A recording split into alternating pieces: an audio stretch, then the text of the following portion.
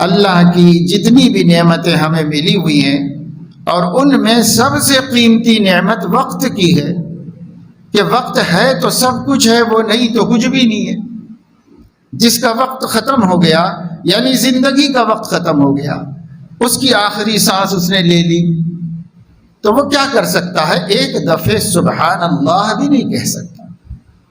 صرف اسلام میں نہیں، دنیا کے ہر عقل مند کے نزدیک اگر اللہ نے سمجھ دی ہے تو وہ کہے گا اس دنیا کی دولتوں میں ٹائم سے قیمتی کوئی دولت نہیں۔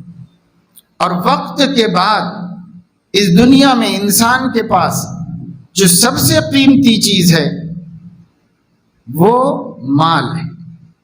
آپ کہیں گے دین ایمان، دین ایمان ایک دوسرا موضوع ہے۔ مادی نعمتوں میں، دنیا کی نعمتوں میں سب سے قیمتی چیز عمر ہے، جس کا خلاصہ وقت ہے، زندگی کا ٹائم، اسی کو ہم عمر کہتے ہیں۔ یہ سب سے قیمتی، پھر سب سے قیمتی مال ہے ہمارے پاس۔ لیکن اس وقت دنیا میں اگر قوموں کی حالت پر نظر ڈال کے دیکھو تو ساری اقوام عالم میں مسلمان کے پاس نہ وقت کی قیمت ہے نہ مال کی اہمیت ہے۔ وہ وقت کو بھی بے حیثیت چیز سمجھتا ہے۔ اتنا فالتو ٹائم ہے مسلمانوں کے پاس کہ بس آپ تصور نہیں کر سکتے کہ مسلمان کے پاس بیکار وقت کتنا ہے۔ فالتو ٹائم ہے، گزر رہا ہے، گزرتا چلا جا رہا ہے، نہ اس سے دنیا بن رہی ہے نہ دین بن رہا ہے۔ اور رو رہے ہیں، کہہ رہے ہیں کہ صاحب بہت تیزی سے ٹائم گزر رہا ہے۔ اور بھائی تیزی سے گزر رہا، اس تیزی کو بھی پکڑ کے کچھ بنا سکتے تھے نا۔ بنانے والا اس تیز ٹائم میں بھی کچھ بنا لیا ہے، یا آخرت بنا لیا ہے یا دنیا بنا لیا ہے۔